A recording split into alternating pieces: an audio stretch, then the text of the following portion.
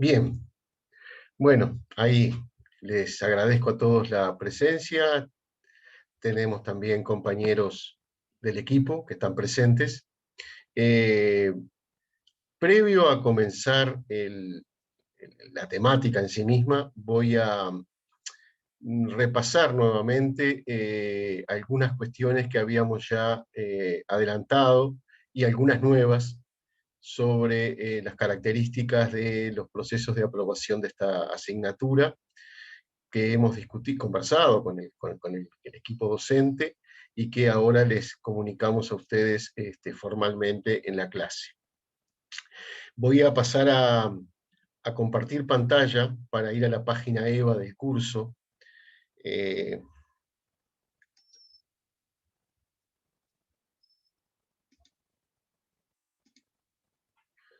Acá la tienen presente.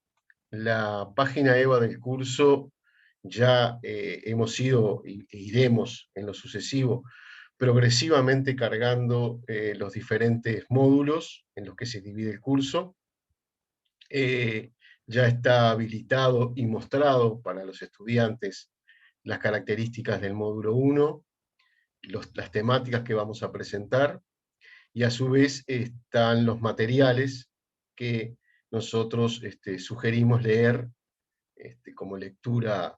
Nosotros le llamamos lectura obligatoria, pero digamos lo que podemos hacer en definitiva es sugerirles que esa lectura se haga, porque va a redundar sin duda en beneficio de todos, tanto los que dan el examen de carácter libre, como los que optan por el trabajo monográfico. Recordamos entonces, a propósito de esto que acabo de decirles, las dos maneras que hay de aprobar este curso. Una es a través de rendir un examen libre en cada periodo de examen, y la otra es un trabajo más consecuente a lo largo del curso, que finalmente los va a habilitar como grupos para presentar un trabajo monográfico.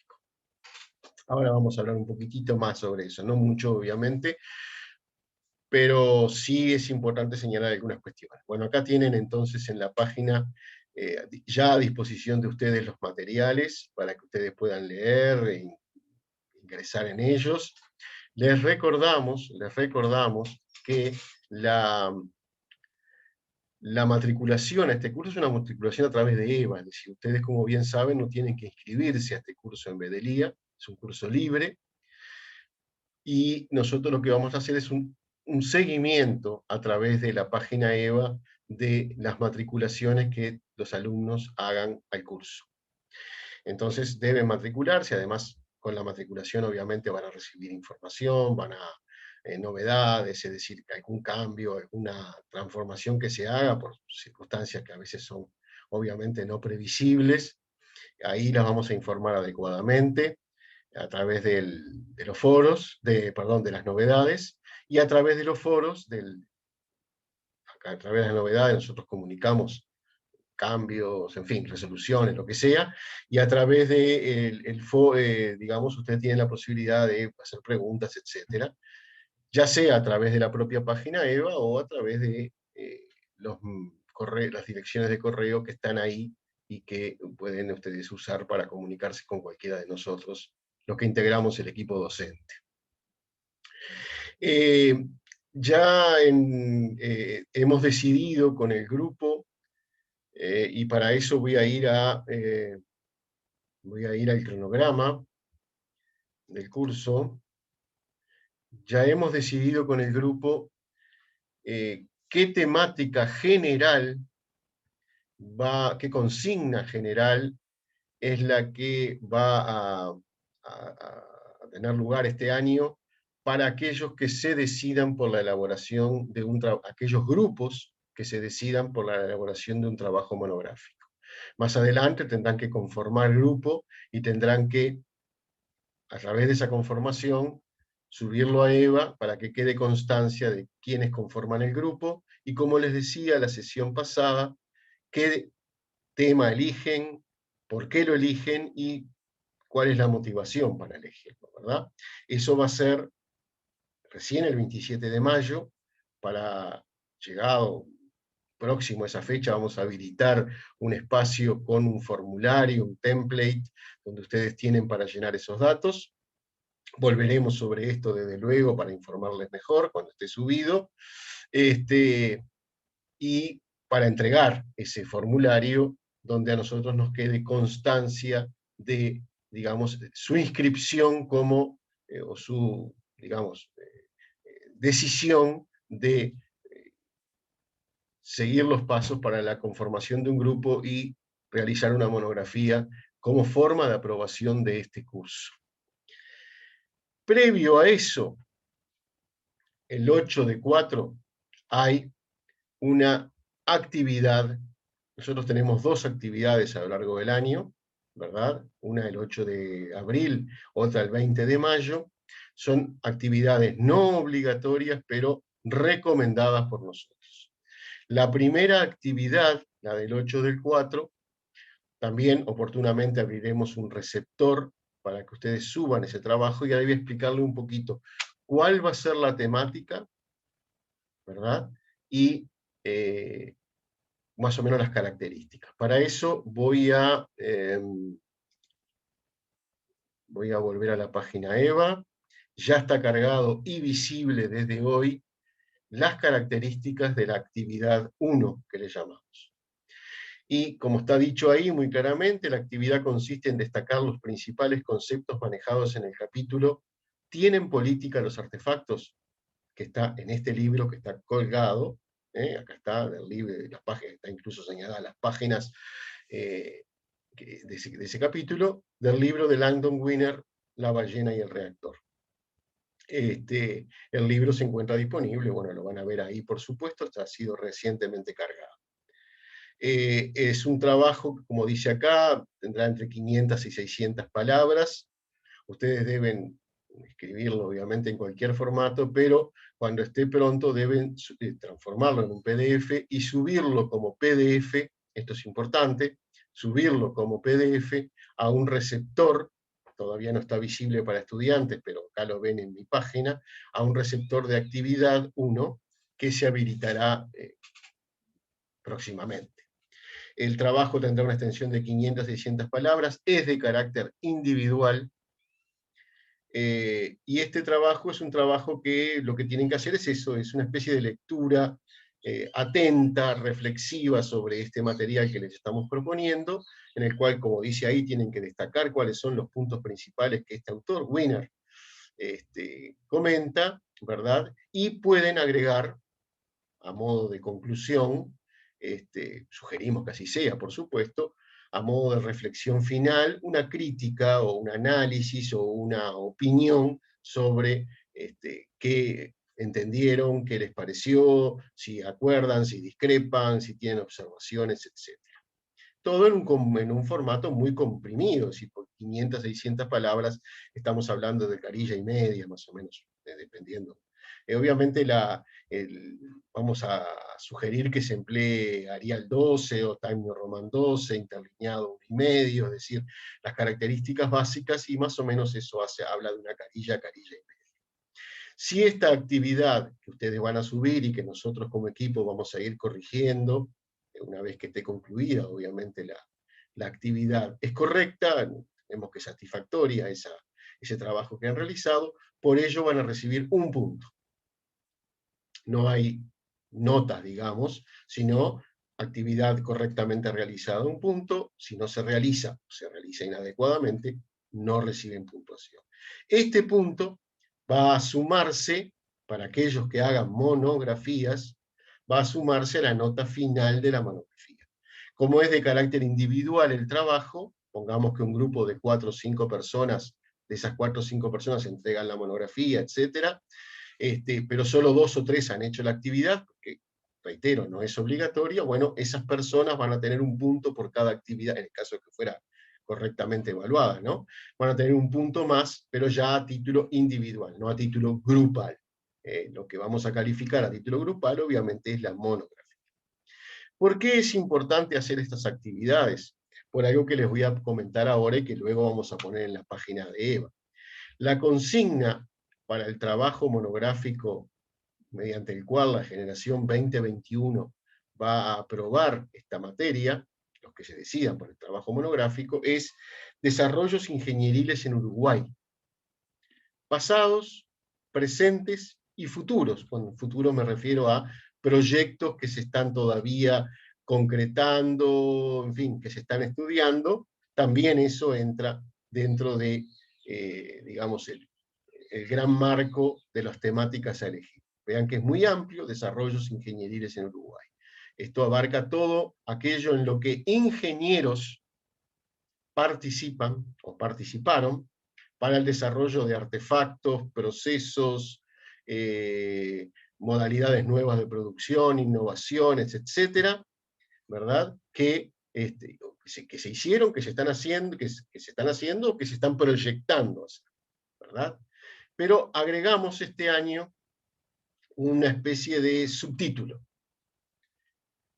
que no estaba el año pasado, y es Desarrollos ingenieriles en Uruguay, pasados, presentes y futuros, con un enfoque CTS, o sea, con un enfoque de ciencia, tecnología y sociedad.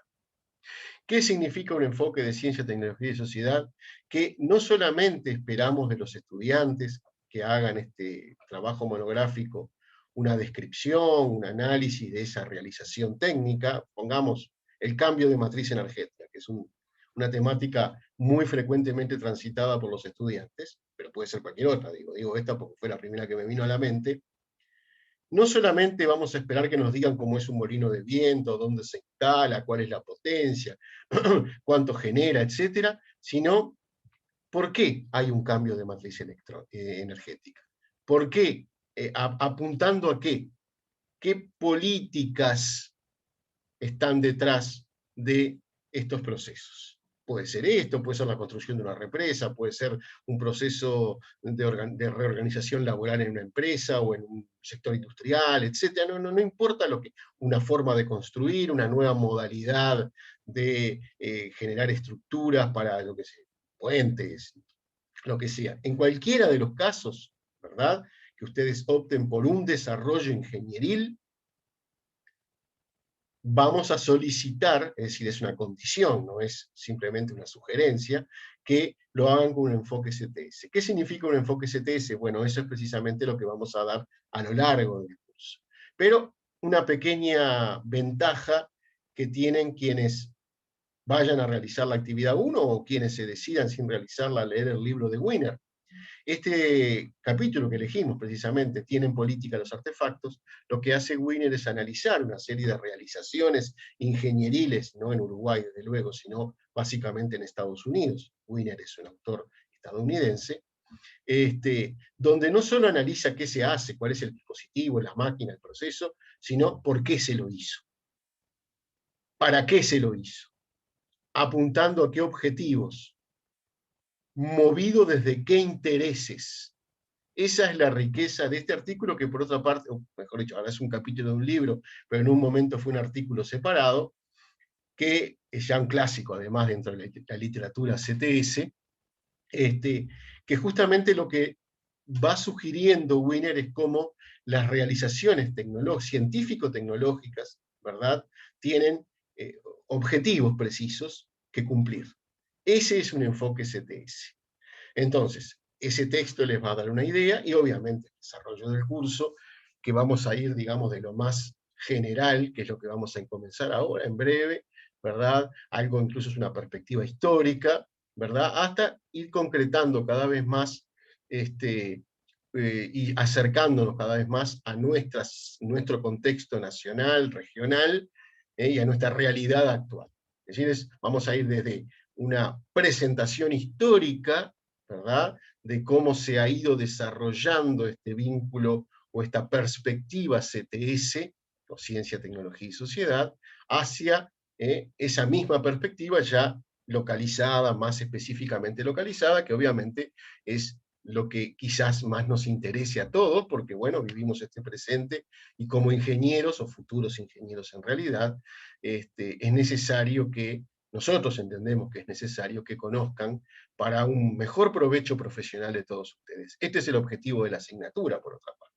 Nosotros no somos un obstáculo, no, de hecho, si han hablado con compañeros de generaciones pasadas, saben perfectamente que ciencia, tecnología y sociedad no es un obstáculo, no es un molinete que tranca el paso a nadie, pero sí, obviamente tenemos nuestras exigencias y nuestros requerimientos porque entendemos precisamente que esta asignatura lo que proporciona, o intentamos que proporcione por lo menos, es una comprensión de que una realización técnica de cualquier tipo, la construcción de un artefacto, de un proceso, etcétera, eso lo vamos a ir viendo incluso a lo largo del curso, tiene todas estas motivaciones. Esa es una perspectiva CTS. Es decir, un ingeniero no construye, un ingeniero, una ingeniera, un científico, un químico, un herrero, no construyen un artefacto o un proceso en soledad y aislados del mundo exterior, sino que lo hacen con ciertos objetivos. Y esos objetivos obviamente están teñidos de intereses, de presiones, de intentos de solucionar cuestiones que están sin solucionar. Esa es una perspectiva CTS. Y esa perspectiva involucra obviamente muchas cuestiones, desde las tradiciones culturales, los desarrollos tecnológicos previos, políticas científico-tecnológicas que permiten o no permiten, es decir, porque uno quizás querría construir o querría, por ejemplo, generar, consolidar definitivamente procesos de generación eléctrica con el hidrógeno, la fusión fría, todas esas cuestiones que están todavía un poco por desarrollarse, pero bueno, tiene que haber capacidad en recursos humanos, tiene que haber capacidad instalada en laboratorios, etcétera, y eso depende de políticas previas, digamos, de decisiones que se toman desde quienes hacen las políticas, que conducen justamente a, o que por lo menos conducen o intentan conducir a esas realizaciones. Esa es una perspectiva CTS. Ahora se las estoy comentando de manera muy concisa, muy apretada, y quizás para muchos de ustedes todavía resulte un poco una nebulosa, pero los invito, por tanto, a seguir el curso, en la medida de sus posibilidades, claro está, para ver cómo esa perspectiva, o sea, para ver en concreto cómo esa perspectiva CTS, a través de diversos cantidad de ejemplos que vamos a ir manejando, ¿verdad?, se va articulando y a ustedes les va a permitir emplear esas perspectivas teóricas, conceptuales, etcétera, para la realización de su propio trabajo. Es decir, es una doble ganancia que a nosotros nos parece muy provechosa, sobre todo, obviamente, para quienes son los receptores de todo esto, que obviamente son ustedes. Veo, yo estoy compartiendo pantalla, veo a su vez que hay una serie de comentarios en el chat. Yo la verdad que no puedo atender las dos cosas a la vez. Yo lo que les pido, hay sí, por supuesto compañeros que están acá ayudando y apoyándome en eso, y les agradezco mucho, pero yo les pediría, en la medida de que sus posibilidades, de que las cámaras les funcionen, los micrófonos les funcionen, que están en un lugar donde lo puedan hacer, que todas las dudas y las consultas las formulen en forma oral. Es decir, que simplemente habiliten el micrófono, puedo hacer una pregunta, puedo hacer una consulta, puedo hacer una observación, tal como es en una clase común y corriente, presencial, como era antes y como espero vuelva a ser pronto. Así que pueden usar el chat, yo no les voy a impedir que usen el chat, desde luego, pero sugeriría que lo hagan de la otra manera. Los compañeros van a tratar de responder lo que es posible responder, pero es mucho más interactivo y vivo y provechoso para todos que esas preguntas se formulen de manera oral, no tengan empacho, no tengan vergüenza, no tengan miedo, cualquier pregunta es bienvenida, sobre todo cuando sabemos nosotros, claro está, que ustedes se enfrentan a una temática que muy probablemente no han explorado antes, entonces todo quizás les resulte nuevo o relativamente nuevo, ¿verdad? Jorge, les sugiero al resto, a los compañeros que tienen dudas, si quieren dirigir el chat hacia mí, si es una duda que es puntualmente de ellos, no tengo problema en responder, pero la experiencia de la clase pasada de estar constantemente respondiendo a todos, me pareció que generaba más ruido que aportes, porque incluso se contestan entre ustedes que también la tienen clara. Entonces, si quieren me pueden dirigir a mí directo el chat, ahí en vez de decir to everyone, eligen el nombre, aunque creo que solo se te puede dirigir a vos, estoy viendo, Jorge. Pero bueno, cualquier cosa, el correo electrónico es cdefranco@fin.edu.uy, que lo tienen en la página, y capaz que mejor si son dudas concretas, como estaban pasando lo del PDF y eso, que hay tiempo de responder, nos pueden dirigir por ahí, que capaz que es mejor. Bueno, puedo repasar eso si esa duda se ha hecho más intensa, sobre todo gente que ha ido entrando más tardíamente. Eh, la actividad 1, digamos, la fecha límite de entrega es el 8 de abril. Por supuesto, pueden empezar a entregar, a subir a la página EVA desde el momento en que se habilite el receptor, todavía no está habilitado. Va a ser un trabajo, como dice ahí, creo que está bastante claro en la página de EVA, un trabajo de entre 500 a 600 palabras, aproximado. Si hay 610, no nos vamos a preocupar, y si hay 490 tampoco, por supuesto. Es un estimado para darles una idea, ¿no? Y que tiene que ser en formato PDF. ¿Por qué? Porque el EVA de nuestra plataforma Moodle lo que recibe con más beneplácito, pueden subir un Word, de hecho se puede hacer, pero el software pago, el software con licencia, nos cuesta a nosotros más leerlo. Tenemos que descargarlo aparte, etc. Entonces, subir en formato PDF, que es realmente sencillo, todo el mundo, ustedes saben cómo transformar un documento de texto en un documento PDF, ya nos pone directamente, lo sube en la página, nosotros podemos desde la página misma calificarlo, hacer comentarios, etc. Es decir, por eso lo del PDF. Y bueno, el texto es el que venía hablando recién, la ballena, o sea, el libro es La ballena y el reactor, está colgado íntegramente. Yo, la verdad, prefiero siempre colgar los libros íntegros, más allá que luego señalo como obligatorio, en este caso, la lectura y el trabajo sobre ese capítulo en particular. Pero, por supuesto, si quieren leerlo entero, creo que les va a resultar muy beneficioso, porque eso, además, no solo este libro, sino todos los que vamos, libros, artículos, etcétera, que vamos a ir colgando en la página EVA, son, digamos, elecciones cuidadosas que hacemos, ¿no? Es decir, nos parecen realmente materiales relevantes para la temática que estamos tratando. Lo que dice Federico, y al cual agradezco, es que obviamente es complicado ir resolviendo las cuestiones por chat, porque además crece exponencialmente el chat, ¿verdad? Para mí sería imposible, y de hecho, si me pongo a responder el chat, desatiendo la clase, me parece que mejor lo segundo que lo primero, ¿verdad? Así que creo que no es ningún problema que ustedes simplemente abran el micrófono y pregunten. No hay problema, yo simplemente terminaría lo que estoy haciendo, diciendo, se concluiría alguna oración, alguna idea, y les doy paso entonces a todas las preguntas que ustedes entiendan necesario hacer, cada uno de ustedes. Y vuelvo a repetir, además me parece que vivifica la propia dinámica de la clase, sobre todo en esta instancia virtual, ¿no? Llamada virtual, en realidad no tiene mucho de virtual esto, pero esta instancia virtual se vivifica, porque si ya en las clases presenciales, como eran antes, ya a veces resultaba medio aburrido escuchar durante 1 hora y media o 2 a un docente hablar y hablar y hablar. En estas instancias que ya sea aún más, no sé, supongo, por lo tanto, toda intervención es bienvenida, del tipo que sea, y vuelvo a repetir, no tengan absolutamente ningún empacho, vergüenza, prurito, llámele como quieran, para plantear aquello que entiendan conveniente plantear. Bien, voy a dejar de compartir esta pantalla, y ya ahora vamos a ir sí comenzando con la temática específica del primer módulo, a través de una presentación que ustedes tienen colgada en la página. Voy a ir entonces a compartir nuevamente la primera presentación.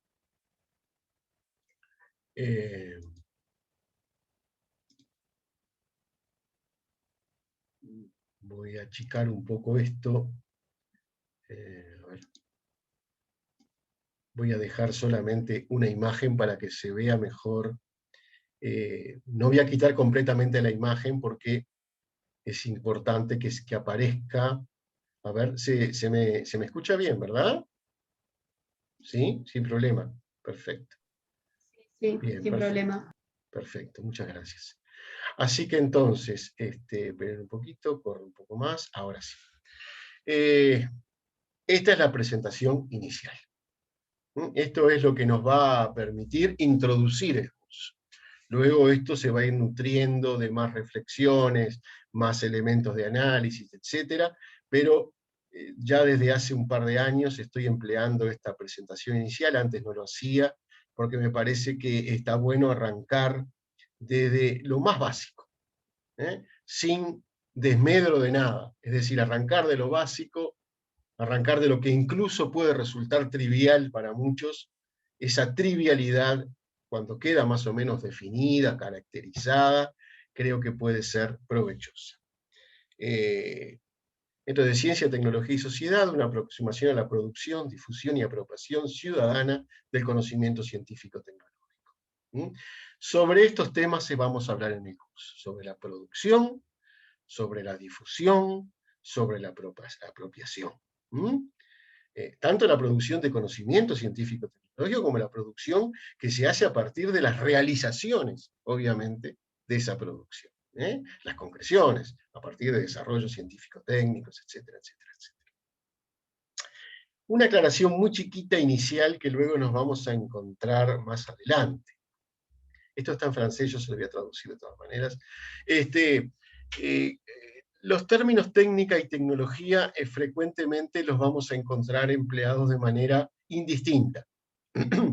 Gran parte de los autores utilizan, o la gente que trabaja sobre esto, utiliza indistintamente técnica y tecnología. En realidad, no es lo mismo. Yo tampoco no quiero profundizar mucho en esto, pero no es exactamente lo mismo. Por tanto, voy a hacer una precisión inicial que luego vamos a ir incluso enriqueciendo en sucesivas diapositivas. Cuando hablamos de técnica, en realidad hablamos de algo que es común a todos los seres humanos, y no solo a los seres humanos, también a los animales, o muchas especies animales. Es decir, las abejas que construyen un panal lo hacen con una determinada técnica. Nuestros antepasados que bajaron de los árboles hace, se supone, 200.000 años en las sabanas del África,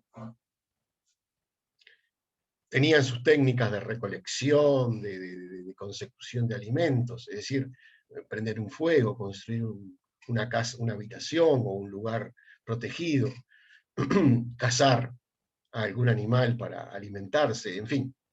Esas son todas técnicas que durante mucho tiempo, y vamos a ver algo más en detalle más adelante, se han ido desarrollando. Cuando hablamos de tecnología, hablamos de algo relativamente nuevo en la historia, que es justamente la confluencia de una base epistémica, es decir, de un conocimiento científico que se desarrolla tal como lo conocemos hoy, y esto comienza más o menos en los siglos XVI-XVII, que históricamente es casi nada, para nosotros es muchísimo, claro, y que comienza a utilizarse esa base epistémica, ese conocimiento de la realidad, justamente para mejorar técnicas, algunas ya existentes, o para generar técnicas nuevas, que ahora pasan a ser tecnologías. Es decir, viene a ser un poco la confluencia entre un mejor conocimiento de la realidad material, tanto natural como social, que también las ciencias sociales son ciencias, ¿no? Porque a veces se olvida esto frecuentemente. Un mejor conocimiento, ese mejor conocimiento permite un mejor desarrollo de tecnologías, ya sea tecnologías de producción, de control, de gestión, etcétera, etcétera, etcétera. Esto como título muy general, que luego, como les dije, vamos a ir de a poco, ¿verdad?, desilvanando, hilando más fino, y si no es que nos queramos hacerlos misteriosos, pero tampoco no podemos decir todo de entrada y en 5 minutos, si no, no tendría sentido el curso. Esto lo dicen dos autores, uno de ellos personalmente me gusta mucho, que es Dominique Pestre, que es el que figura en segundo lugar. Son autores franceses, son historiadores de la ciencia y la tecnología franceses. Esto lo hacen en un libro estupendo que se llama Historia de las Ciencias y los Saberes, el tercer tomo, que es justamente el siglo de las tecnociencias, después de 1914, también de esto vamos a hablar, es esta especie de clasificación cronológica del desarrollo o de la evolución.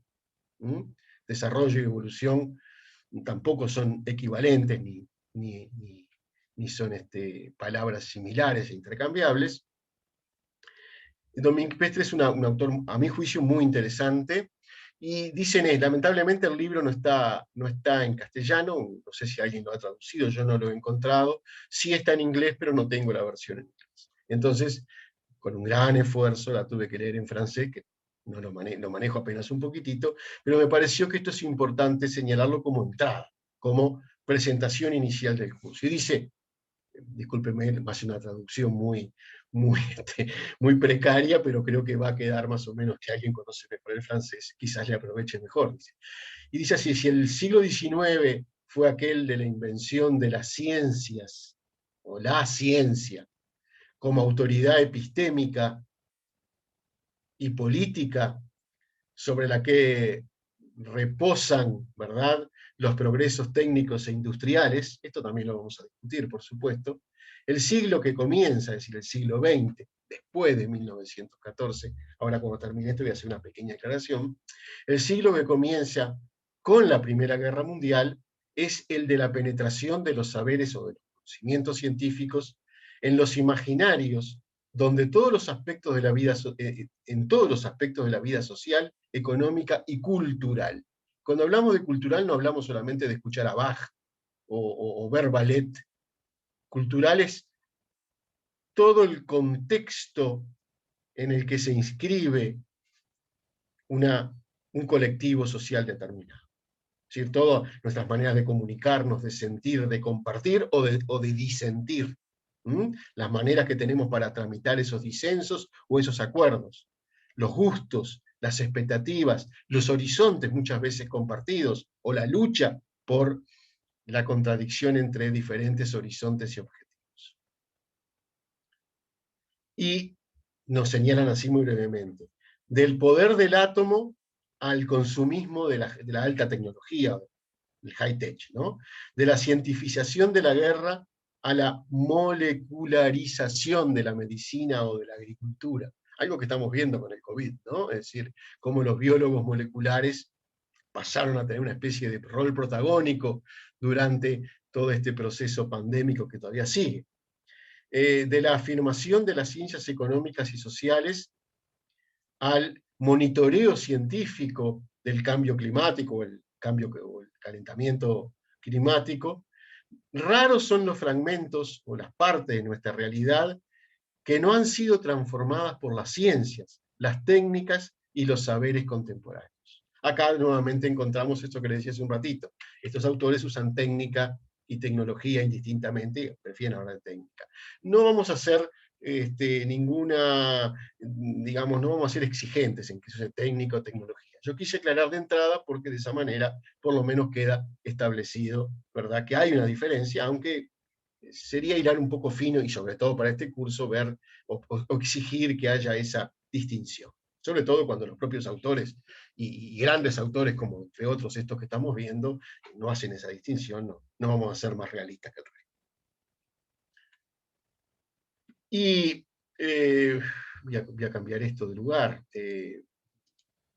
Dice, Carl Sagan, ustedes lo conocen a Carl Sagan, o por lo menos digo, lo conocen, han escuchado hablar de él probablemente. Carl Sagan fue un científico muy importante, un estadounidense muy importante, que además de científico importante en su área, que era físico, astrofísico, fue un gran divulgador de la ciencia, uno de los grandes divulgadores de la ciencia.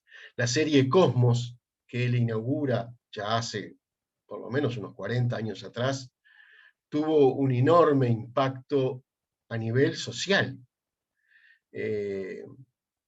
Luego se ha dado nuevamente Cosmos con otro presentador, discípulo de Sagan. Quizás algunos de ustedes han visto esta segunda versión. Si no han visto ninguna de las dos, yo les recomiendo que las vean. Son muy entretenidas, es una divulgación muy bien entendida, donde se habla de cosas muy, pero muy importantes, muy profundas, que nos afectan directamente de una manera muy coloquial, muy cotidiana, y donde realmente comprendemos muchas cuestiones que para los no expertos obviamente están muy lejos. Pero Carl Sagan, voy a tomarlo acá en esta parte que me parece interesante, ¿no? Astrofísico, divulgador, escritor y figura totémica de la ciencia, es una especie de pope, ¿no? Del escepticismo y de la razón, es decir, el escepticismo porque los científicos son escépticos, o deberían ser escépticos por naturaleza. Es decir, ¿qué quiere decir ser escéptico? No es no creer en nada. Se utiliza mal el término escepticismo cuando se habla de que no cree en nada. Ese es el nihilista.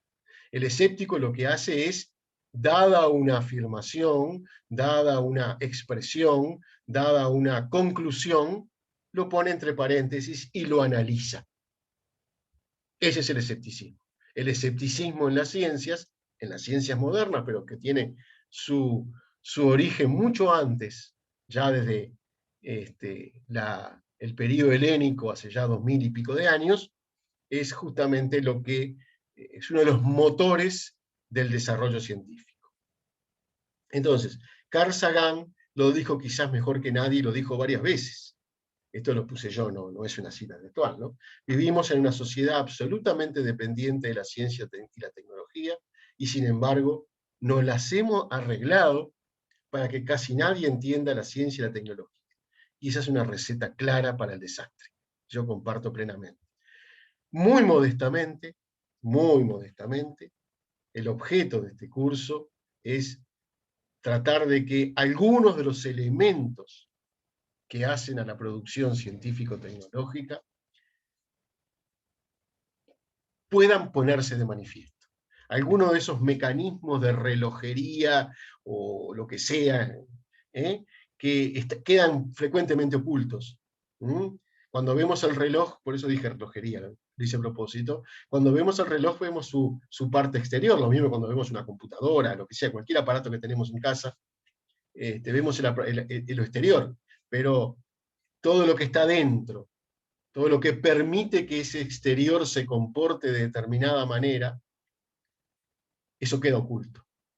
Y muchas veces, muy frecuentemente, ese ocultar es absolutamente provocado, intencional, porque obviamente quienes lo inventaron no quieren que otros lo reproduzcan y se beneficien con ese invento. También vamos a hablar de esto más en detalle. Pero muy frecuentemente no nos interesa. Creo que a eso apunta Sagan. Tenemos una computadora, la usamos, tenemos un televisor, lo usamos, una lavarropa, yo qué sé, un auto, tanto da, ¿verdad? Y realmente no nos interesa saber qué hay, qué hace que ese auto se mueva. Pero eso quizás no sea lo más grave, porque uno puede decir, bueno, si se me rompe la computadora voy al técnico, o el auto, el lavarropa, lo que sea, o lo tiro y compro una nueva. No sé, eso depende de cada uno, obviamente, y las posibilidades de cada uno, claro está. Lo que frecuentemente ignoramos es por qué vivimos en una sociedad donde hay computadoras, lavarropas, automóviles y toda una infraestructura montada en torno a esos aparatos, o una infraestructura en la cual esos aparatos constituyen nodos. Y me gusta más esta segunda acepción. Una red, una infraestructura que tiene un formato en red. En red quiere decir que hay una interdependencia precisamente entre sus nodos. Y que cada parte se complementa más o menos bien, va a depender el caso que tomemos, con el resto. Si agarramos, por ejemplo, el automóvil, para que haya un automóvil tiene que haber una estación de servicio donde yo pueda comprar nafta, tiene que haber una carretera o por lo menos un camino donde yo pueda circular, tiene que haber alguien que sepa arreglarlo cuando se rompa, tiene que haber quien produzca los repuestos para cambiar una goma cuando se pincha o se gasta, etc. Eso requiere el montaje de una red, una infraestructura que acompañe el automóvil. O podríamos ponerlo al revés, ¿verdad? Para que haya una estación de servicio tiene que haber un auto. Es decir, en esa red, obviamente, hay elementos más importantes que otros, pero todos los elementos son coadyuvantes entre sí, ¿verdad? Ignoramos no solamente qué hay adentro del auto, muchos de nosotros, claro, por supuesto. No digo que todos, ¿no? O dentro de una computadora, lo que sea. Pero también ignoramos o no prestamos la suficiente atención a la red que conforma precisamente, ¿verdad?, la necesidad de generar algo que la complete, que la transforme, que la mejore o que la empobrezca. Veamos el caso de los autos eléctricos en Uruguay, que se está queriendo de a poco introducir el automóvil eléctrico, lo cual yo lo veo muy bien, porque además Uruguay es un país que produce, por suerte, debido al cambio de la matriz eléctrica, de generación eléctrica, perdón, no me estoy expresando muy bien. No solamente produce más energía de la que consume, a veces un poco más, a veces un poco menos, pero esperemos que siga creciendo la posibilidad de generación eléctrica. No solamente tiene eso, sino que, digamos, obviamente es una energía mucho más limpia que el combustible fósil, o sea, la nafta o el diésel con el que alimentamos nuestros motores, ¿verdad?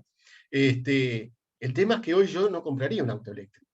No solo porque es bastante más caro que un auto a combustión interna, ¿no? O un diésel que no tiene combustión, pero que bueno, ustedes entenderán, ¿verdad? No solo porque es más caro y por ahí no me alcanza el dinero, y por ahí no me alcanza el dinero, sino que si yo me compro un auto eléctrico, ¿dónde cargo la electricidad?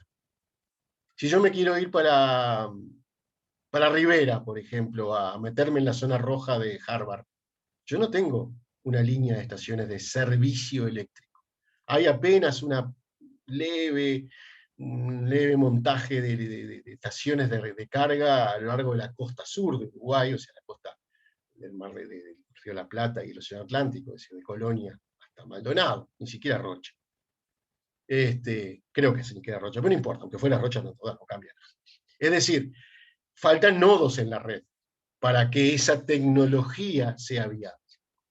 Y eso frecuentemente lo ignoramos, y eso es parte de políticas de desarrollo de determinada forma de transporte, o de comunicaciones, o de producción, o de generación de innovaciones, etc. Entonces, hay muchos elementos en el producto final, que puede ser el automóvil eléctrico, la computadora, un puente, etcétera, ¿verdad?, que no son atendidos por nosotros. Yo no sé cómo construir un puente, obviamente no lo sé, sino que tampoco me preocupo, en mi caso yo me preocupo bastante, pero en general la gente no se preocupa por qué se construye ese puente. ¿Atendiendo a qué? ¿Buscando qué? ¿Y por qué se construye en un momento y no otro? Eso depende de capacidades presupuestales, depende de voluntad, depende de presiones de los propios vecinos que requieren un puente para poder comunicarse con el exterior o para sacar su producción agropecuaria, etc. Es decir, vean cuántos elementos concurren en la construcción de una red y los nodos que unen precisamente la red. Esa es una perspectiva ciencia, tecnología y CTS y sociedad, o como le llamamos abreviadamente, una perspectiva CTS. Entonces, vuelvo a repetir, muy modestamente, desde esta tribuna que tenemos en la Facultad de Ingeniería, lo que queremos hacer es tratar de echar luz, o tratar, no de echar luz, porque obviamente nosotros no somos una enciclopedia, ni tenemos todos los datos del mundo, obvio, eso está clarísimo, sino que generar la preocupación por parte del futuro profesional en ingeniería de por lo menos ser consciente de que es parte de una red, y que la red es mucho más amplia, e integra muchos más elementos que lo concreto que esa persona está haciendo, ya sea la dirección de una fábrica, ya sea el diseño de un dispositivo, no importa. Eso que está muy bien y que hacen los ingenieros, y que deben seguir haciendo los ingenieros y cada vez mejor, es parte de una red. Lo que intentamos a través de los cursos CTS, no solo acá, sino en otras partes del mundo, donde, digamos, se está extendiendo esta digamos, necesidad, o por lo menos esta conveniencia de que haya estudios de este tipo, sobre todo en las carreras tecnológicas, pero yo creo que deberían estar en cualquier lado, de la comprensión del lugar que se ocupa en el contexto, ¿verdad?, de un determinado colectivo social que produce, que consume, que compra, que vende, que se comunica de las muy diversas maneras que tenemos de comunicar. Como decía hace mucho tiempo un economista que por supuesto no me resulta para nada simpático, que es Hayek, porque es pope del neoliberalismo, sin embargo decía algo muy interesante. La economía es comunicación pura, porque en un mercado, presuntamente un mercado liberal como el que él aspiraba, quien da los mensajes y que transforma precios, que genera demandas, que genera que se aumente en producción o consumo, lo que sea, son los propios consumidores, ¿verdad? Es decir, hay una red, lo importante es comprender la existencia de esa red, o por lo menos ser consciente de que existe, y obviamente en el mejor de los casos tratar de explorarla lo más que se pueda. Esa es nuestra expectativa y nuestra ambición como docentes de este curso. Bien, continúo entonces. Ahora, nuevamente me voy a achicar. Es lo que les decía. Esto es lo que pretendemos. Las múltiples formas en las que la ciencia y la tecnología reconfiguran las relaciones sociales y las formas de producción y reproducción de las formas de vida. Piensen, por ejemplo, en algo que se maneja muy habitualmente, ¿no? Es decir, piensen, por ejemplo, en, estemos o no de acuerdo, es otra historia, ¿no? Eso no vamos a hacer una discusión acá de este tipo, no es el momento, está buena la discusión, pero no es el momento acá. El ferrocarril central que se está construyendo, o se está reconstruyendo, es para atender, obviamente, la producción de una gran planta industrial, que es UPM2, básicamente es por eso, desde luego, pero una vez que esté armada, por lo menos quienes arman, o quienes diseñaron, y quienes prohijaron este proyecto del ferrocarril central, nos dijeron, y yo creo que, digamos, es probable que así suceda, eso va a traer, digamos, cambios en la manera en que, por ejemplo, los productores rurales de Florida, de Durazno, de Paso de los Toros, y hasta donde llega esta línea de ferrocarril, van a poder sacar su producción de manera mejor, más rápida, qué sé yo. Luego veremos si se concreta o no se concreta, por supuesto. Pero en principio, uno cabe esperar que puede llegar a ser así. Pero a su vez reconfigura, y entonces esto reconfigura los procesos de producción, los procesos de comercialización, la llegada de mercaderías, porque es tanto de ida como de vuelta, porque este productor rural va a precisar insumos para, no sé, fertilizar, qué sé yo, cosas por el estilo, lo que se necesita en una instalación agropecuaria, ¿verdad? Es decir, es de ida y vuelta. Pero a su vez reconfigura porque te pone una vía del ferrocarril activa a pocos kilómetros de tu lugar de vida, ¿verdad? Y eso genera movimientos, ¿verdad? O en principio es de esperar que genere movimientos de otro tipo, es decir, mayor afluencia de gente, mayores contactos, vínculos, informaciones que van y vienen, ¿verdad? Porque no toda la información circula por las redes, desde luego. Ahí el contacto sigue siendo, el contacto humano, presencial, sigue siendo clave en este tipo de cosas también. Pero también reconfigura porque te meten una vía en medio de una ciudad, o te rehabilitan una vía en medio de una ciudad, que mientras no pasaban trenes nadie se preocupaba mucho, pero cuando empiezan a pasar 20 trenes por día o 15 trenes por día, bueno, si yo tengo el fondo de mi casa y la ventana de mi dormitorio sobre esa vía, o a 60, 70 metros de esa vía, me voy a entrar a preocupar un poco, ¿verdad? Es decir, porque obviamente mi vida se va a convertir en un infierno, es decir, no voy a poder dormir, descansar, qué sé yo, ¿no? Algunos quizá no les interese, otros se empastillarán y otros protestarán, ¿verdad? Es decir, por decir cosas muy sencillas, que simplemente son del cotidiano, ¿verdad? Como los procesos de desarrollo científico-tecnológico y las concreciones, desde luego, ¿verdad? Configuran y reconfiguran las relaciones sociales, configuran y reconfiguran las relaciones de poder entre diferentes sectores, ¿verdad? Es decir, un establecimiento rural, por seguir con el ejemplo, que estaba en medio del campo, lejos de toda vía de comunicación, que cuando caían 4 gotas quedaba negada su vía de acceso y no podía sacar los duraznos, o la lechuga, o el tomate, o lo que sea que planta, o no sé, las vacas, lo que sea, no los podía sacar, tenía que dejarlas ahí. quizás ahora eso cambie. Entonces eso va a empoderar a ese productor, ¿verdad? Quizás, no estoy diciendo que esto sea algo determinado de antemano, ¿verdad? Los va a hacer más poderosos ese grupo, en detrimento quizá de otros, pero además nosotros estamos poniendo plata de nuestro bolsillo a través de los impuestos para la construcción de esa ferrocarril central. Eso hace que ese dinero se desvíe de otros lados, porque obviamente el dinero, ustedes muy bien saben, no es infinito ni muchísimo menos, ¿verdad?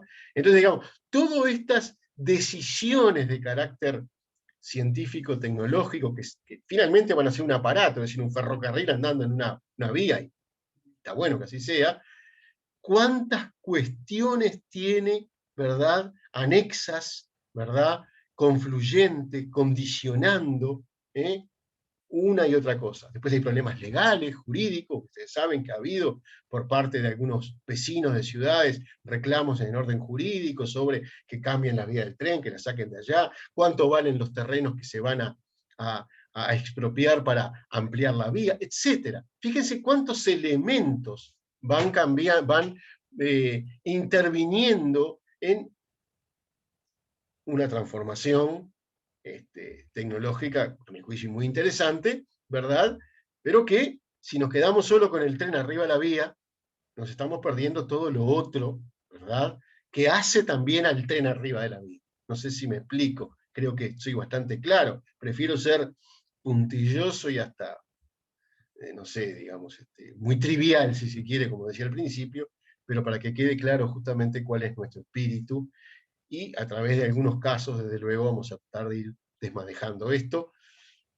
No sé, no va a ser el tren central quizás un objeto específico, no sé si algún compañero luego lo va a tomar más adelante, pero a través de ejemplos, que puede ser este u otros, vamos tratando de viendo justamente cómo se articulan esas redes, cómo se transforman, porque aparte son redes, no quedan fijas, no son estructuras. La diferencia entre estructura y red es que la estructura es fija. Un sistema, una red, es variable, flexible, va evolucionando con el tiempo. Una nueva locomotora, un nuevo medio de transporte, hace más ágil, etcétera, un nuevo compuesto para las vías, etcétera. Todo eso que se hace, que se va agregando a los procesos, ¿verdad?, van justamente transformando permanentemente esa red. Y nosotros, como bien sabemos todos, vivimos en un mundo actualmente donde las transformaciones de estas redes son vertiginosas. Vertiginosas. Yo, llegado a este punto, siempre repito algo que decía, quizá lo siga diciendo, pero decía el ingeniero Grompone hace muchos años, cuando nosotros recién comenzábamos con estos cursos en la Facultad de Ingeniería, y el profesor Cheroni, que era en aquel momento el director o el coordinador de esta asignatura, y mi amigo, es amigo de Grompone, y lo invitaba, y decía una cosa para los ingenieros que era muy interesante, pero creo que vale para cualquier profesión.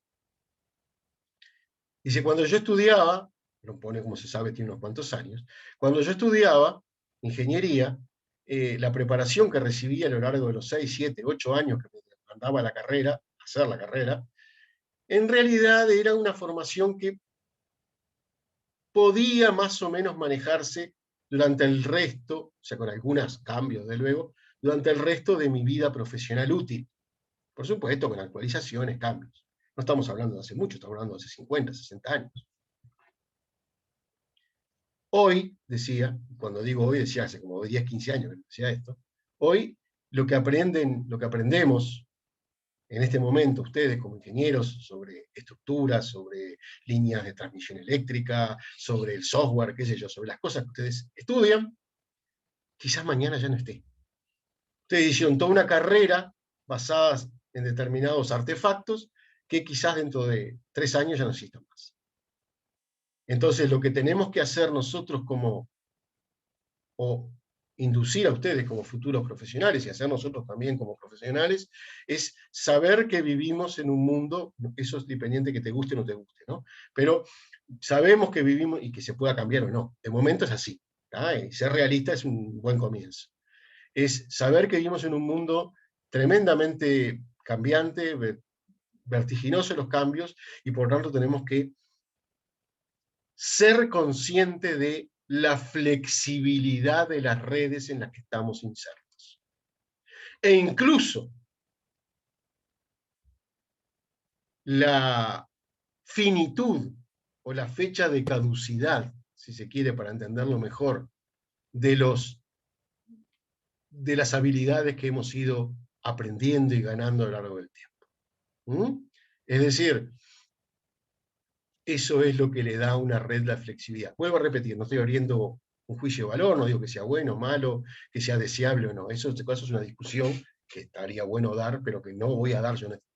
Digo, esto es como es. ¿Ah? Hoy por hoy, en la literatura mundial, y nosotros con el resto de los compañeros del equipo venimos trabajando, ¿verdad? El mundo del trabajo es un mundo que está amenazado. No hoy, ya desde hace 300 años está amenazado. Desde que comienza la revolución industrial, que luego vamos a ver eso también ya en la próxima clase, claro está, ¿verdad? Están amenazados puestos de trabajo, habilidades que son sustituidas, transformadas por el advenimiento de desarrollos tecnológicos, etc. Ser consciente de esa flexibilidad, creo que, y de esa fragilidad de las redes, o relativa fragilidad de las redes, claro, no es que se vaya a romper en un instante, es importante. Ya sea para sumarse a la ola, o ya sea para pararse de frente a la ola. Bueno, eso ya es una decisión también política, que no se hace en forma solitaria, desde luego. Pero bueno, eso es otra discusión, que vuelvo acá no vamos a, o ahora en este momento no voy a plantear. ¿Quedó claro hasta acá? ¿Alguna duda, alguna pregunta? Veo que el chat no ha progresado, por suerte, no se ha incrementado exponencialmente, pero como soy consciente de que nos estamos enfrentando, y los estoy enfrentando a temáticas posiblemente novedosas para ustedes, me gustaría que si realmente esas novedades le sugieren algo, lo exprese. Insisto, creo que esto es claro. Hoy somos 50, ahora en este momento somos 58 participantes, o sea, hay 55, 56 estudiantes, son muchos más en general. Sabemos que esto es así, pero esta clase, como ustedes saben, va a quedar grabada, la pueden ver otros compañeros en otros momentos, sabemos que este horario no es un horario conveniente para todos, pero digamos, la ventaja de estar presentes es que uno puede preguntar. Si uno ve la grabación, bueno, tiene que conformarse con lo que el docente diga o luego iniciar otra forma de comunicación con ese docente. Bien, seguimos adelante. Pero estoy atento a cualquier duda que surja. Ahora lo que voy a hacer, y me voy a achicar de vuelta, es una serie de láminas, simplemente casi todas son extraídas, casi todas, no todas, fueron extraídas de una revista británica que se llama The Economist. Lo digo porque es para dar un poco el copyright. Yo lo uso sin pagar el copyright, pero tengo que decirlo porque si enfrento una demanda, por lo menos queda claro y queda registrado de que dije de dónde la extraje. Son paisajes. Este es un paisaje, creo que en Bélgica o Holanda, de molinos de viento, generador de energía, acompañados de, como ustedes ven, tierras de cultivo muy prolijamente preparadas, como es usual en los países del norte de Europa, con bosques muy finamente recortados, con canales que fueron construidos también por los seres humanos ya mucho tiempo atrás para transportar la mercadería, pero a su vez con elementos de riego, etcétera. Un paisaje habitual, no solamente en Bélgica y Holanda, por supuesto, también acá en nuestro país, desde luego, pero donde me parece que queda claramente establecido eso que queremos decir, ¿no? Es decir, cómo acá se mezcla no en un sentido de entreverarse, sino se conjunta, ¿verdad? Confluye el conocimiento, la producción, el desarrollo tecnológico, el desarrollo aplicado a la producción, ¿verdad? Y cómo justamente todo esto va transformando los procesos productivos, que es en última instancia hasta donde apuntamos nosotros en este curso concreto en la propia Facultad de Ingeniería. Otra serie de imágenes, acá también, justamente un país del tercer mundo, esto creo que es la India, no sé si bien la India o Nepal, creo que es la India, donde justamente se sigue repartiendo el agua en bidones ¿verdad? De todas maneras uno ve elementos, un camión, surtidores, qué sé yo, y lamentables colas para conseguir algo que nosotros tenemos, muchos de nosotros, lamentablemente sigue siendo todavía muy escasa esta difusión, tenemos en la canilla de nuestra casa, ¿verdad? Paso rápidamente. Acá el procesamiento de gusanos, procesamiento industrial de gusanos, que son gusanos de seda, para producir justamente la seda, que es hoy por hoy una tela de lujo, ¿verdad? No todos nos podemos permitir tener camisas o lo que sea de seda, pero sí muchos, y esto es una producción de lujo, también interviene, se industrializa una producción y una forma de una producción que es muy vieja. Es decir, la seda, la producción de tela de seda fue introducida por los chinos hace ya, mire, 1000 años por lo menos, no tengo bien la fecha, ¿verdad? Luego fue difundida por el resto del mundo, ¿verdad? Y como ahora se industrializó esa producción, esto no sé exactamente dónde es, pero podría ser en cualquier lugar del mundo globalizado. Acá un paisaje típicamente industrial, conviviendo precisamente digamos, los parques de contenedores, con las fábricas, con el humo, con los edificios, con la luz eléctrica, es decir, un clásico paisaje. Nosotros nos podemos quedar simplemente con la imagen, decir qué lindo, qué feo, qué aburrido, qué entretenido, pero a lo que apuntamos nosotros es ver, bueno, ¿por qué llegamos a esto? ¿Y qué implica todo esto? ¿Cuáles son las líneas que nos fueron conduciendo a esta realidad actual, que puede ser también nuevamente, esto creo que es en China, pero puede ser también en cualquier lugar del mundo, sobre todo el mundo industrializado, lógico, ¿no? Donde hay industrias con chimeneas que largan humo, que no es, eso sí, no es en todos lugares del mundo. Acá una imagen, si se quiere, curiosa, es decir, un viejo campesino chino, eh, rodeado de artefactos tradicionales y, como ustedes ven, muy, muy viejos también como él, pero con un smartphone en la mano, ¿no? Es decir, cómo también los procesos científico-tecnológicos y los desarrollos y las concreciones científico-tecnológicas no son de buenas a primeras una transformación general. Lo nuevo convive con lo viejo, se va introduciendo de a poco, a veces se rechaza, a veces se concreta, pero en general lo que vemos nosotros en el mundo, tanto en el mundo de la producción como en el mundo de las comunicaciones cotidianas, en esta imagen que me parece bastante relevante, es justamente cómo los desarrollos científico-tecnológicos tienen procesos graduales de introducción y por tanto a veces los cambios son lentos. Pero sin duda para este señor, esta es una suposición, por supuesto, no lo conozco, y si lo conociera quizás no podría comunicarme con él, pero para este señor transformó su manera de comunicarse sin que necesariamente se hayan transformado otras cuestiones, como de dónde conseguir alimento, cómo lo cocina, etc. Finalmente esta imagen me parece muy relevante, esto es en Holanda, no, en Dinamarca, perdón, en Dinamarca, es una fábrica que produce semiconductores, que se montó recientemente. Saben que los semiconductores alimentan todos nuestros dispositivos digitales, y otras cosas también, ¿no? Pero también los dispositivos digitales, que se montó relativamente en forma reciente, y que es tan competitiva que está desplazando, y está sobre todo haciendo colapsar otras fábricas similares en otros lugares del mundo. Pero lo que más me llamó la atención, que de toda esta imagen, por eso se las pongo, ¿verdad? Lo único relativamente parecido al mundo natural son los ojos al descubierto de esta persona, que probablemente es porque se olvidó de ponerse los lentes, o nadie le llamó la atención. Si no, sería un mundo prácticamente artificial. Nuevamente la pregunta es, perfecto, esto está bárbaro, uno puede elogiar, decir que bueno, ojalá en Uruguay se pudiera hacer algo parecido y ser competitivos a nivel del mundo, produciendo en una cadena de valor aquellos elementos que son claves para el desarrollo digital, etc. Sí, por supuesto. Está bárbaro decir eso. También decir, ¿por qué se llegó a esto? ¿Por qué se llegó en un lado y no en otro? ¿Qué políticas rodearon este proceso de concreción? ¿Qué consecuencias tuvo?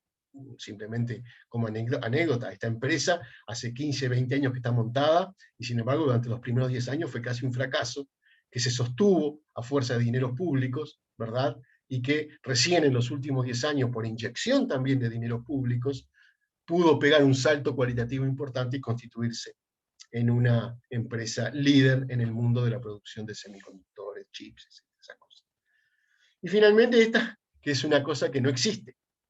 Este es el proyectado monumento, que ojalá nunca lo hagan, pero es el proyectado monumento que van a hacer, que iban a hacer, o que quieren hacer algunos, en la Rambla del Uruguay, de Montevideo, perdón, Uruguay, la Rambla de Montevideo, para, no sé, conmemorar, celebrar, no sé, la pandemia.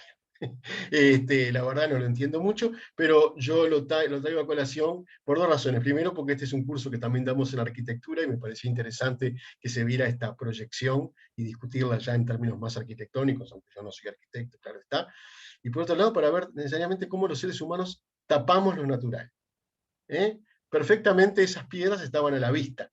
Se podía caminar sobre ellas, por supuesto, y regular el camino sobre ellas, no todos podían hacerlo, claro, por supuesto. Pero tapamos. Es decir, ¿por qué llegamos a esto? ¿Por qué llegamos a esta especie de desprecio, por lo menos menosprecio, no desprecio, que no es exactamente lo mismo?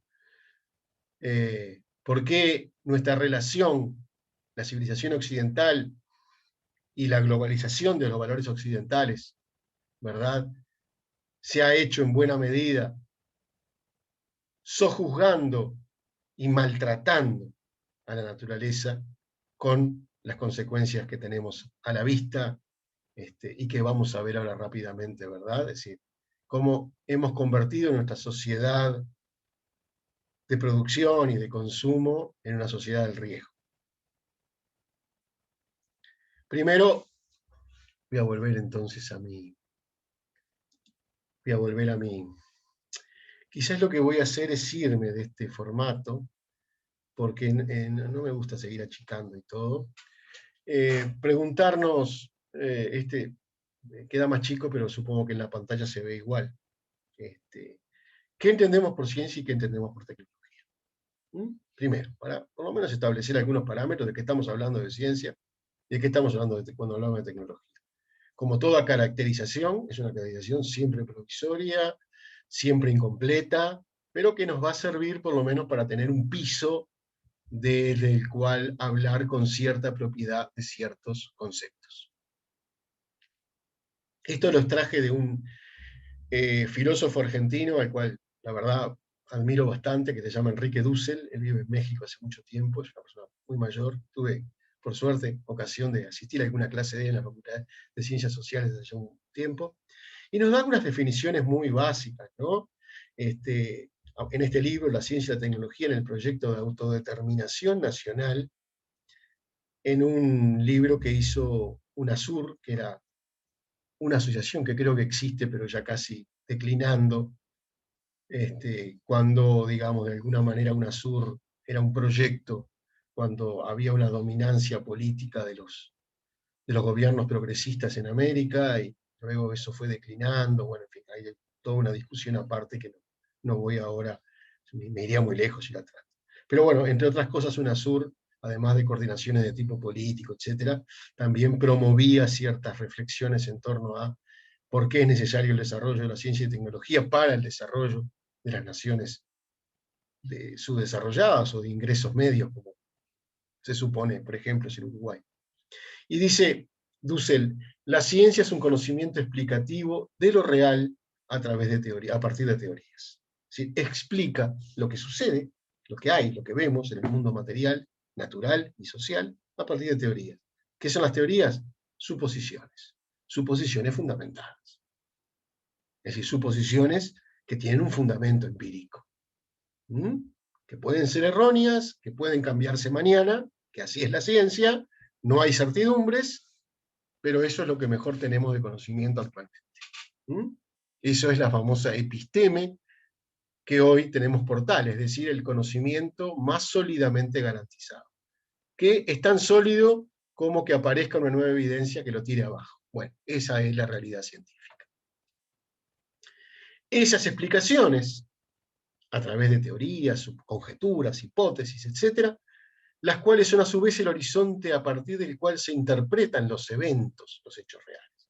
cómo interpretamos un terremoto, cómo interpretamos el cambio climático, cómo interpretamos un movimiento social, una insurgencia, una protesta. La ciencia es un conocimiento por verificación empírica, es decir, requiere que tenga, pese a su fragilidad, requiere que tenga un fundamento empírico. Puede ser equivocado, puede ser incompleto, es transformable, sí, por supuesto. Pero si se presenta como teoría, tiene un fundamento empírico. Provisorio, pero lo tiene. Tentativo, pero lo tiene. De pruebas a partir de hipótesis. ¿Qué es una hipótesis? Una conjetura, es decir, che, ¿y no será que la gente está cansada y por tanto salió a protestar o tomó, yo qué sé, no sé, el hecho de que hubo un apagón en una zona de Montevideo o de Uruguay, no importa, para salir y cortar la ruta? ¿No será que ahí se mezclaron otras cosas? No solo el hecho de estar sin luz, que ya de por sí es bastante, obviamente, enojoso. No hay cierto hastío. Bueno, esa es una suposición, esa es una hipótesis, que por supuesto hay que comprobar, o hay que dar elementos.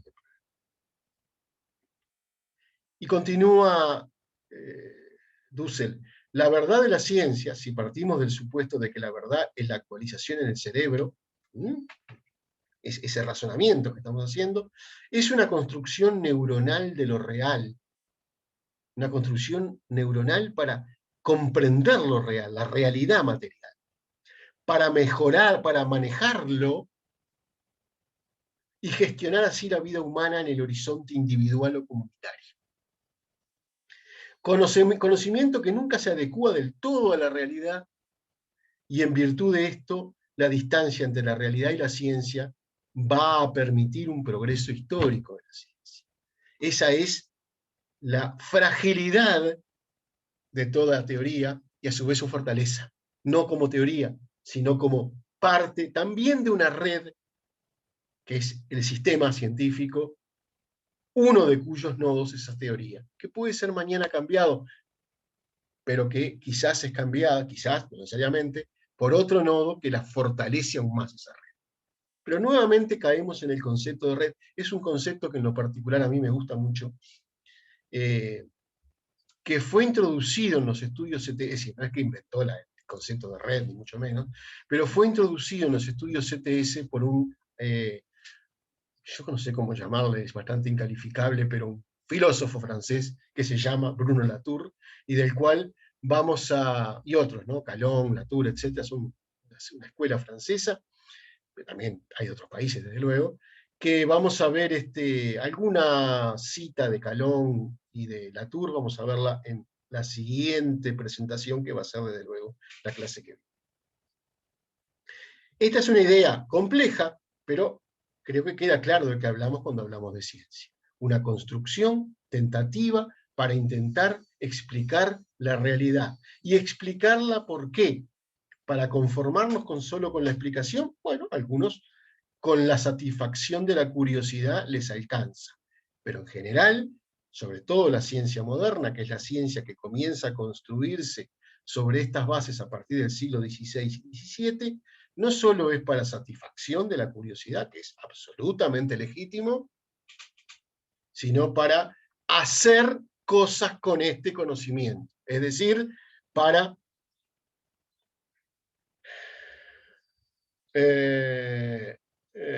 manejar y gestionar a partir de estos conocimientos la realidad material. Y ojo, esto no lo inventamos o no lo inventaron nuestros ancestros, o algunos, hace 300 años. Esto siempre lo hicieron los seres humanos. Cuando ante el frío buscan un refugio, cuando inventan la manera de producir fuego, o reproducen la manera de producir fuego, lo que están haciendo es, y como vamos a ver más adelante, cuando domestican plantas y animales en lo que fue quizás de las más grandiosas revoluciones en la historia de la humanidad, que es la revolución del Neolítico, cuando domestican plantas y animales para mejor alimentarse. El conocimiento de la realidad para manejarla y gestionarla. ¿Cuál es el cambio a partir de la modernidad? Que se sistematiza la producción de conocimientos para a su vez sistematizar de manera mucho más eficiente y eficaz el manejo y la gestión de los recursos naturales y humanos. También nosotros, claro está, ¿no? Somos parte de esos recursos que son manejados, que manejamos en algunos casos, pero frecuentemente somos manejados, controlados, etc. Vamos a la siguiente. Perdón. La tecnología, por su lado, parte de la tecné. La tecné es el concepto griego de técnica, precisamente. Es decir, que tampoco obviamente no lo inventaron los griegos, ¿no? Pero los griegos lo designaron con este nombre y heredamos esta conceptualización. Es decir, de aquellos instrumentos que el Homo habilis, es decir, nosotros, nuestra especie, hace 4 millones de años, o el Homo sapiens, más específicamente nosotros, hace 150.000 años, inventaron para transformar la realidad a fin de permitir un aumento cualitativo de la vida humana. Si uno mira, por ejemplo, para tomar solo un indicador, la expectativa de vida del Homo habilis a lo largo incluso de la historia reciente queda sorprendido. Yo no sé si vivir más es mejor, no lo sé. Eso en todo caso es una cuestión personal, subjetiva, etc. Pero si uno, por ejemplo, toma gráficas de expectativa de vida del siglo XVIII, en los países incluso más desarrollados, o las zonas más desarrolladas, como Inglaterra, o el Valle del Río Amarillo en China, todavía en ese momento era una zona quizás la más desarrollada del mundo todavía, hasta que fue colapsada por el imperialismo. La expectativa de vida promedio era entre 27 y 32 años. Por supuesto, acá se incluye en esta cuenta la mortalidad infantil, que era brutal. Es decir, la cantidad de niños que morían antes del primer año de vida y en años subsiguientes, claro está, era brutal. Y no solamente le acaecía a la gente pobre, aunque a la gente pobre le acaecía más, por supuesto. También los muy ricos sufrían esto. Felipe II, que fue quizás el rey más poderoso del siglo XVI, porque era el rey de España, heredero de un imperio que no solamente abarcaba España e incluso Portugal por un tiempo, toda la península ibérica, sino buena parte de Europa, algunas partes de Europa, y sobre todo toda América, o por lo menos América Meridional y del Sur, y el Caribe, y algunas islas no menores del Pacífico, como las Filipinas, que se llaman Filipinas, o le llamaron Filipinas en honor, entre comillas, a Felipe II. Estamos hablando segunda mitad del siglo XVI, 1560 al 1700. Tuvo 4 hijos, de los cuales le murieron 2. Era el rey más poderoso del mundo. Es decir, ¿qué apunto con este indicador en ese momento? ¿No? Por supuesto. ¿Qué apunto con el indicador? Que obviamente las técnicas, o la tecné, como dice acá Dussel, que los seres humanos han ido implementando, ha sido con ese propósito, la mejora de la calidad de vida. Pero esto tiene una sombra oscura, o una doble cara, que frecuentemente se ignora. Esto ha tenido costos enormes que vamos a ir viendo a lo largo del curso. Sobre todo cuando hablemos con algunos ejemplos como la revolución industrial. Es decir, estos costos son este manejo, esta gestión, este control de los recursos naturales y humanos, no han beneficiado equitativamente a todo el mundo, sino que han generado brechas de desigualdad intolerables desde cualquier punto de vista ético, y que además, para peor todavía, se han ido agudizando cada vez más hasta el momento presente, ¿no? Donde el 1% de la humanidad, el 1% de la humanidad, tiene entre el 40 y 50% de la riqueza de la humanidad, de la riqueza total, global. ¿Mm? Es decir, sí, por supuesto, ya no vivimos 32 años, sino que vivimos quizás 70 y pocos, promedio, ¿no? Claro. Pero a costos interesantes, que luego vamos a ir desgranando. Pero de todas maneras, ese aumento cualitativo de la vida humana, podríamos definir a la tecnología entonces como la tecné tradicional o artesanal subsumida por la lógica de la ciencia. Es lo que yo le hablaba de esa confluencia que hace de la técnica tecnología. De tal forma que la tecnología surge a partir de la revolución industrial del siglo XVIII. Sobre eso veremos con más amplitud en la clase que viene.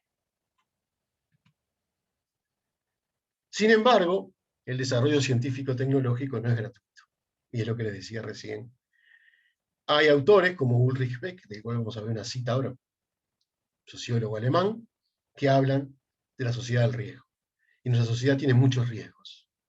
Él básicamente se concentra, ya pasamos directamente a él, se concentra en el riesgo del desastre ecológico, que es un riesgo tremendo, ¿no? Es el daño brutal que le hemos infligido a nuestro planeta en aras de, yo hablo en plural, yo quizás no sea tan culpable, es más, yo me ocupo de las latitas, poner en una bolsa, llevarlas al reciclable, qué sé yo, sino que el sistema propio del modo de producción capitalista, en el cual obviamente estamos insertos, ha sido una fiesta en donde se explotaron los recursos naturales, y también humanos, claro está, a límites inconcebibles, sin ningún empacho en hacerlo, con tal de conseguir el beneficio muy cortoplacista de la renta, del beneficio económico.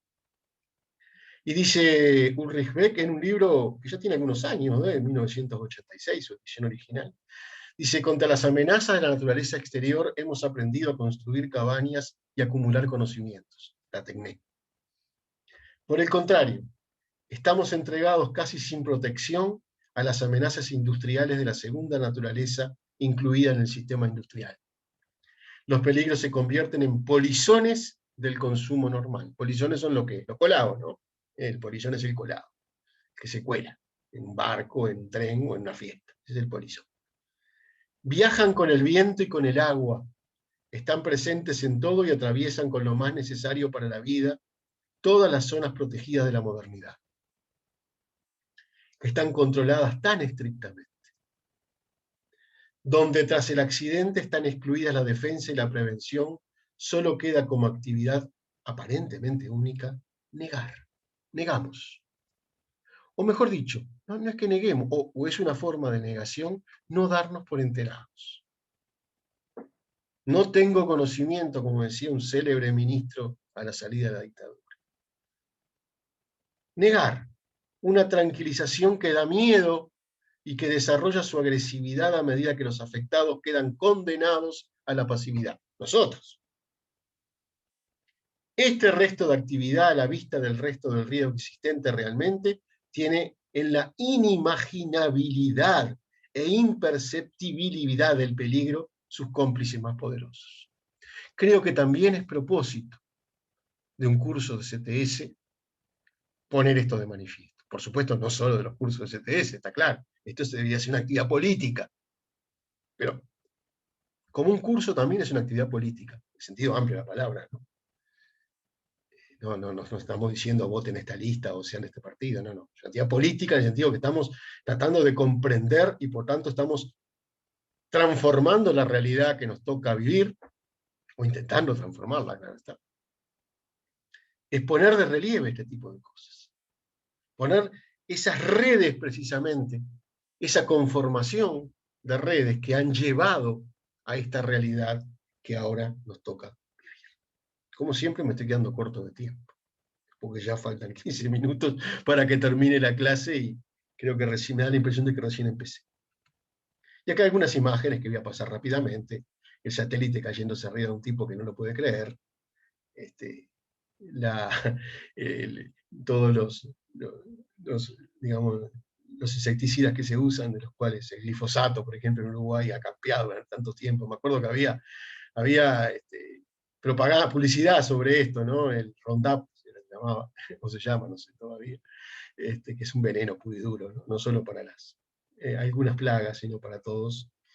Luego es el cambio climático. El cambio climático no es, como decía el estúpido de Trump, que se caliente el planeta, sino que, me acuerdo en un invierno muy frío que hubo en el hemisferio norte, Trump decía, él creía que en tono humorístico, que bien que vendría que realmente el cambio climático existiera, y que se calentara todo. En realidad lo que produce el cambio climático es esta catástrofe digamos, de cambios de clima abruptos, inundaciones, sequías, etc. Eso es lo que produce el efecto invernadero, ¿no? Es decir, la capa esa que vamos generando con el dióxido de carbono y que no permite que se trasladen, ¿verdad?, los gases, etcétera, que salgan de nuestra atmósfera. Por eso es un invernadero, ¿no? Y bueno, ¿y cómo comenzó este proceso? Simplemente vamos a tratar de avanzar un poco. Vamos a completar esta presentación rápidamente en la clase que viene, por supuesto. Y un poco lo que decía también Dussel, no voy a repetirlo, ¿no? Esto comenzó hace mucho tiempo, hace 150.000 años por lo menos, o antes, porque ahora se ha descubierto, entre comillas, que una especie humana que no somos nosotros somos el Homo habilis, que eran los Neandertal, eran muy inteligentes también, pensábamos que era una especie de trogloditas sonsos. Es decir, esto empezó hace mucho tiempo, ¿no? Hace realmente mucho tiempo.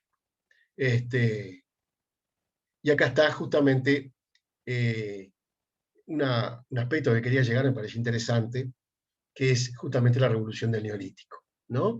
Es quizás la primera gran revolución que se da casi, digamos, la simultaneidad en términos históricos es muy relativa, ¿no?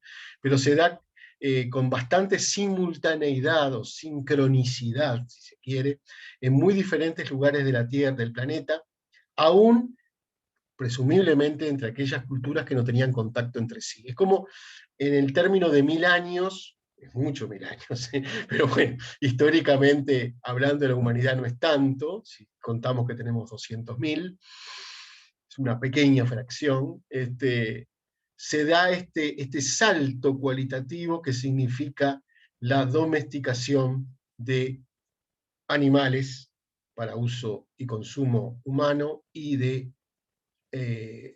alimentos vegetales, maíz, los granos, en general, bueno, el maíz en algunas zonas, el trigo en otras, la papa en otras zonas, etc. Se domesticó, es decir, todas estas especies son especies, fueron en origen especies salvajes. Yo tenía una foto en otro pendrive que me robaron lamentablemente, donde había una secuencia que no volví a poner, entre lo que podría ser el dibujo de un maíz natural, de una mazorca de maíz natural, salvaje, llamémosle así, realmente una lástima, una cosita ahí con 2 granitos de porquería, y lo que es la mazorca, ¿no? Es decir, todo eso es producto de la domesticación de justamente la revolución del Neolítico. Acá lo tienen para leer, no hace falta que yo la recorra, y hay justamente, digamos, las diferentes cuestiones que en las diferentes zonas, de acuerdo a las características climáticas, geográficas, etcétera, se fueron domesticando, ¿verdad? Lo interesante no es tanto que se haya domesticado lo mismo. Bien sabemos nosotros que el maíz recién empezó a ser consumido en Europa luego de la conquista de América, y el trigo en América luego de la conquista también de América, es decir, hubo ahí trasvases de todo tipo, pero como granos, cereales, etcétera, fueron domesticándose, y otras hortalizas y animales, por supuesto, para consumo, para uso, para transporte, etcétera, en diferentes lugares del mundo, en una cierta simultaneidad históricamente considerada. Entonces, bueno, acá hay algunas consideraciones que me voy a saltar porque capaz que no tienen que ver, pero esto va acompañado de otra transformación muy fuerte, que tiene que ver con la transformación técnica, que significa la domesticación, de pasar de ser los grupos humanos, no en su totalidad, pero en buena cantidad, grupos pequeños, nómades, cazadores, recolectores, es decir, sus formas de vida y consumo eran lo que cazaban y recolectaban, y iban mudando, obviamente, de lugar porque se acababa la caza y se acababa la recolección, o buscaban mejores climas, etc. Con la revolución del Neolítico, la domesticación de plantas animales, eso fijó a los colectivos humanos y generó entonces el comienzo de la urbanización, lo que podría ser considerado como tal en aquel momento, la división del trabajo, estoy siendo muy sintético, ¿no? Esto viene más desarrollado después, la división del trabajo, la generación de jerarquías, quienes mandan, quienes son mandados, ¿verdad? El poder expresado de manera totalmente explícita. Esto produjo la revolución del Neolítico, que prefigura nuestro mundo actual, desde luego, ¿verdad? Yo me acuerdo en algún momento tuve un curso con un economista español, hace algunos años, que nos preguntaba, ¿qué forzó? Es decir, hubo un paso sincrónico del nomadismo y de ser cazadores recolectores a la revolución del Neolítico y la fijación de colectivos que empezaron a crecer, que demográficamente tuvieron un crecimiento, porque ya se podía criar mejor a los niños. En general, los grupos nómades son filicidas, es decir, no pueden acarrear con todos, entonces tienden a ser todos a mantener su número estable a través del infanticidio, básicamente de las niñas. Es terrible lo que estoy diciendo, pero es así. Esta es nuestra historia. ¿Qué lo forzó? Porque eso además generó estructuras estables, más fijas, poderes, grupos de defensa, grupos de trabajadores, poderes de gobierno, etcétera, con todas sus prerrogativas, sus autoritarismos y lo que sea. Y no hay nada que lo forzara a elegir. Son procesos que se van dando con tal lentitud, pero con tal persistencia, que cuando se consolidan es muy difícil volver, si se quiere, a etapas anteriores, ¿verdad? Porque obviamente hay beneficios, así como hay perjuicios. Lo dejo planteado una pregunta, no es nuestro tema, obviamente, discurrir, que es especular meramente sobre estos temas. Bueno, acá hay algunos datos, si alguien quiere leerlo, sobre este tipo de cosas, la urbanización. Y quiero llegar entonces a esto, con dos diapositivas voy a cerrar la clase de hoy, porque ya estamos incluso muy próximos. Una es esta, los artefactos, la producción de utensilios. Vivir en el mismo sitio entre todo el año permitió la rápida creación de artefactos útiles que pesaban demasiado para llevarlo de un lado a otro. El asentamiento permite determinado tipo de producción técnica. No es solo la producción técnica. Si yo no me la puedo llevar porque me mudo, no me sirve de nada. Vean, simplemente para señalar justamente cómo se van entrelazando, ¿verdad?, las líneas de la red. En los climas templados, las viviendas y las prendas de vestir impermeables hechas con fibras vegetales y animales representaron verdaderos avances, etcétera, etcétera, etcétera. Creo que esa primera frase, esa primera oración, resume bien todo, y le invito a que lo lean, por supuesto yo no tengo tiempo de hacerlo. La estabilidad geográfica permite determinado tipo de desarrollo técnico, que el nomadismo no permite. Viviendas más firmes, techos de otras maneras. Si yo me mudo dentro de 3 meses, me basta con una empalizada y 4 cueros, como tenían acá los pueblos originarios de, por ejemplo, lo que ahora es el Uruguay, ¿no? ¿Para qué hacer más si dentro de 3 meses me voy? Y con esto cierro la clase de hoy y no los molesto más.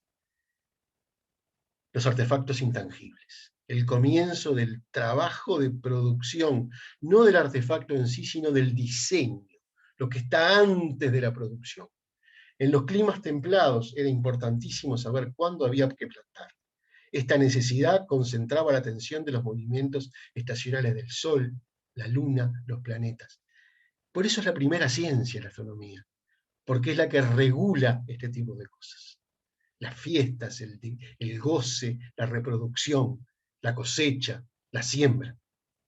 La astronomía basada en el calendario se convirtió en ámbito de expertos cuyos conocimientos especiales crearon un nuevo tipo de liderazgo social. No cabe duda de que habían existido guías profesionales del mundo de los espíritus entre los cazadores-recolectores. Basta pensar en el arte rupestre como prueba de ello. Pero la medición exacta de las estaciones requería un tipo diferente de conocimientos y habilidades. Es decir, requería el conocimiento sistemático de esta parte de la realidad o de otras partes de la realidad, para que fuera justamente eficaz en su concreción. Y a su debido tiempo se convirtió en otro ingrediente crucial del nacimiento de las ciudades y la civilización. Nos quedamos acá, en el nacimiento de esta nueva civilización. Completaremos la clase que viene esta presentación. Yo invito a que la vean, la lean. Si pueden ir leyendo algunos de los materiales que están sugeridos ahí, aún mejor, ¿verdad? pero ya creo que hemos tenido hoy una introducción, comenzamos con una introducción, a mi entender, adecuada del tema. Antes de cerrar, faltan unos pocos minutos, pero si nos pasamos 2 minutos no pasa nada. Antes de terminar, perdón, si hay alguna pregunta, alguna duda, alguna cuestión que quieran formular, encantado, los escucho. Eso sí, les pido que por lo menos abran el micrófono. Si pueden abrir la cámara, mejor.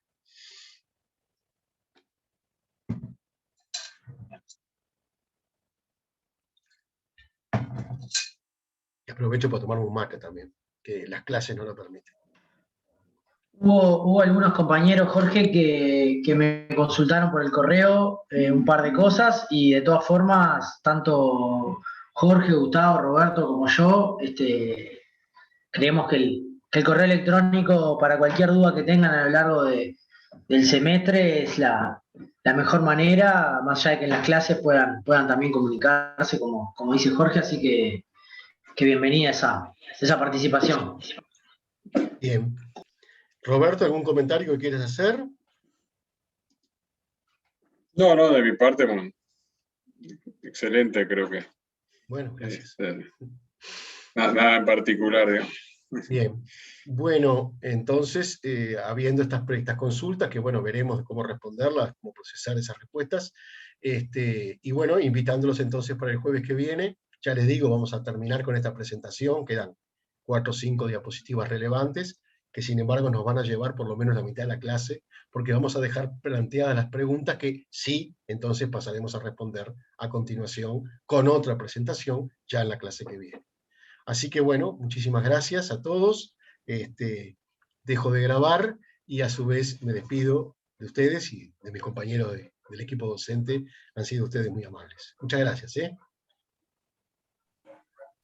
Chao, profe, gracias. Gracias. Porque no metí mucha mano, como